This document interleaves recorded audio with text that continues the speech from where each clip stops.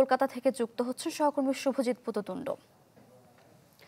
শুভজিৎ, সংকটটি নিরসনে আসলে ভারতের রাজ্য এবং কেন্দ্রীয় সরকার থেকে কোনো পদক্ষেপ নিচ্ছে কিনা?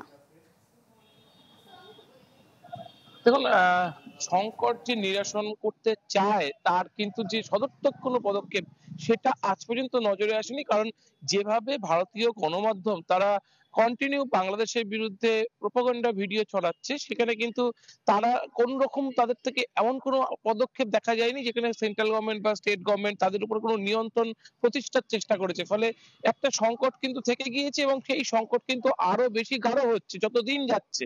এখানেই মূলত সমস্যা যে কেন্দ্রীয় সরকার এখনো পর্যন্ত বড় কোনো পদক্ষেপের রাস্তায় হাঁটেনি বা এই সংবাদ মাধ্যমগুলোর উপরে নিয়ন্ত্রণ বা হ্রাস আনার চেষ্টা করেনি।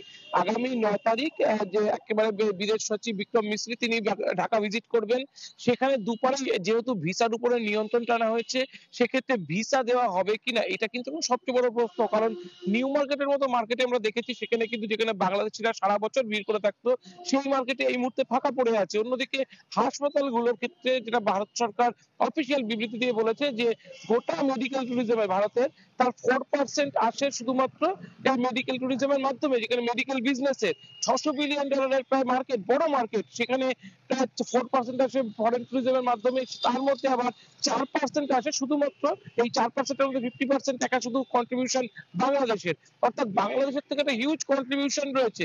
ভারতের চিকিৎসক সংগঠন আইএমএ রীতিমতো উদ্বেগ প্রকাশ করেছে। তারা বলছে 2% দেখতে হলেও তার ভলিউমটা অনেক বেশি এবং নির্দিষ্ট কিছু হাসপাতালে এই রোগীগুলো পায়। সেই রোগীগুলোর থেকে যখন ব্যবসা সরে যায়, ফলে কলকাতা এবং চেন্নাই, ব্যাঙ্গালোর, দিল্লির মতো একাধিক হাসপাতাল সেখানে কার্যত এই মুহূর্তে রোগী নেই। অন্যদিকে যারা বয়কটের ডাক দিচ্ছে তাদের কিন্তু মূলত সেখানে বাংলাদেশের কোনো রোগীই যায় না। ফলে তাদের কাছে বয়কটের ডাক দেওয়াটা সোজা, কারণ তাদের বাংলাদেশ থেকে কোনো ব্যবসা নেই। কিন্তু যাদের কাছে ব্যবসা আছে তাদের কাছে এই বয়কটের প্রভাব বড় ভয়ঙ্কর। শুভজিৎ, ধন্যবাদ আপনাকে।